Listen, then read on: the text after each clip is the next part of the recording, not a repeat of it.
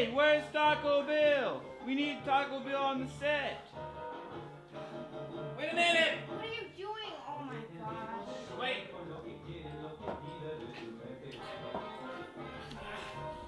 What did you do? Oh, I don't know, man! Hello, I am Carlos Jr. I am here hovering for my brother Taco Bill. It seems he found himself in a tight squeeze, and I'm here to help him out. Most people struggle to define greed, but are quick to point out when they see it. I then realized that it was people's understanding and perception of this concept that has created the great division in America and ultimately caused us to avoid addressing it in our own lives. In the US, we see many examples every day of great wealth and greed. But very often we tend to confuse the two. Merriam-Webster's dictionary defines greed as a selfish desire for more than is needed, which might include Gluttony, addictions to drugs, including steroids, to extramarital sexual partners, and sweet, or family, to pursuit religion, of wealth, friendship. whether These it are be the in three business demons you must slay if you wish to or succeed in business. gambling. So, what is selfish? And what is more than is needed? From the very beginning, we see Adam and Eve had everything they needed in the Garden of Eden. Even so, they ate of the fruit they were commanded not to take and lost everything. History records hundreds of examples of sports figures and entertainers, from Magic Johnson to Michael Jackson, who have made enormous amounts of money, yet so many of them ended up impoverished or ruined by drugs and many other addictions. They are just like so many lottery winners who have suddenly received a great amount of money. And like many people at an all-you-can-eat buffet, they indulged in their wealth. Instead of improving their lives, it has served to destroy them. Yet, there are many examples, especially in America, where there are many of great wealth that had much more than they needed. Yet we would never call them selfish. We wouldn't think of calling Steve Jobs, founder of Apple, as greedy, yet his projects command a high price, and his wealth was nearly $7 billion when he died. I think that was more than he needed. What about Thomas Edison, who invented many things we use today? His net worth when he died will now be worth $170 million. What would our lives be like without those inventions? And yet there are sports figures like Magic Johnson that have maintained their lifestyles and sanity, and no one begrudges them for it. During the industrial age, when massive amounts of people fled the rural areas, men like Andrew Carnegie and John D. Rockefeller played key roles in creating this mass exodus to the cities. Few industrialists can compete with the enormous success of steel tycoon Andrew Carnegie, who made $480 million when he sold his Carnegie Steel Company to J.P. Morgan in 1901. Yet today that deal would have been worth $310 billion.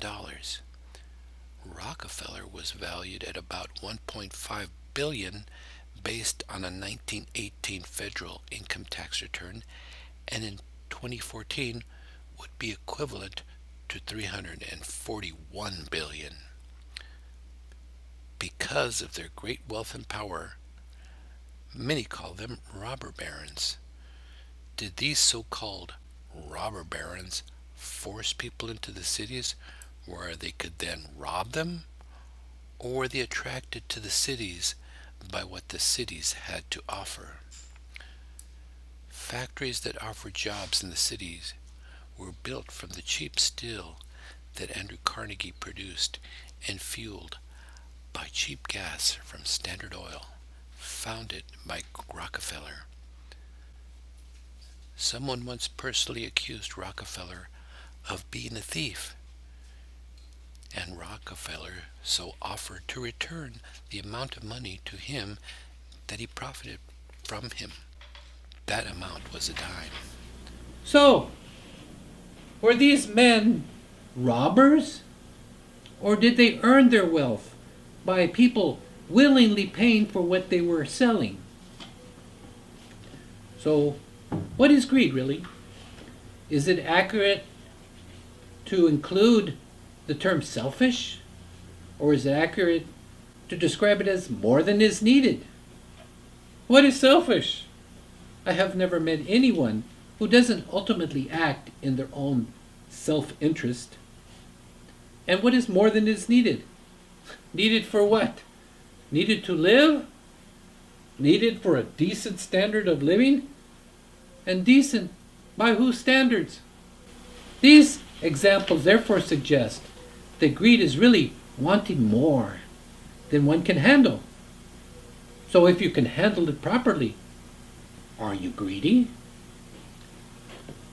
In business, at a certain price, a product or service will demand a certain supply.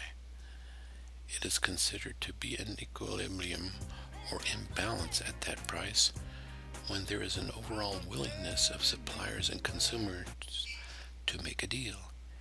It is also called fair market value, the point at which neither the supplier or consumer will call the other greedy. So it may be greedy to price a product more than the market is willing to pay, and then have a surplus. At other times, it may be greedy to price a product too low and then fail to deliver a satisfactory product. You might then say, well, you get what you pay for. This principle applies when trying to establish a minimum wage. If that wage is too low, the supply of workers will be too low. If the minimum wage is too high, the supply of workers will be too high, and so many more workers will go unemployed. The Laffer curve shows what happens when the government gets too greedy. If the tax rate is too high, the amount of money it gets actually decreases.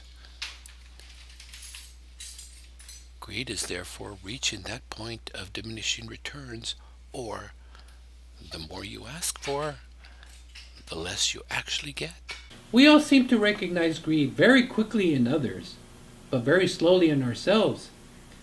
It is a common technique that we all use in negotiating our own selfish interests. This is where we need to apply both aspects of greed in our lives. Do we want more than we can handle? Do we keep our lives in balance so that we don't suffer and start living a life of diminishing returns? So often, in our pursuit of the good life, we become too greedy and the quality of our life suffers. Solomon, the wisest man in history, said, "All is vanity." In other words, he was speaking from experience. He had many women and all the riches any man could have asked for. He was simply trying to tell us that wealth wasn't all it was cracked up to be. Thank you.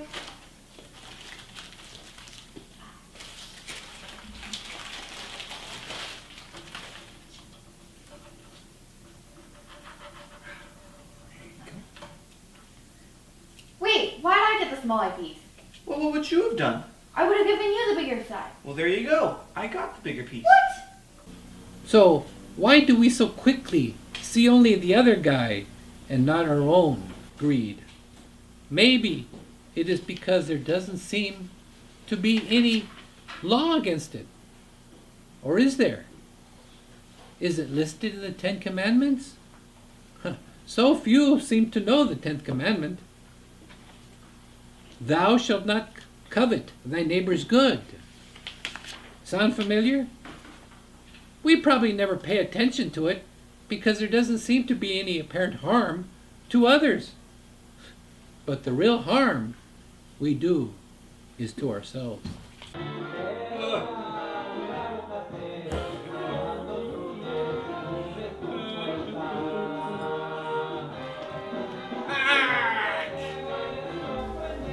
So be careful what you wish for. You just might get it Be surprised if it's a dream. I'm on the top of the world. and regret it.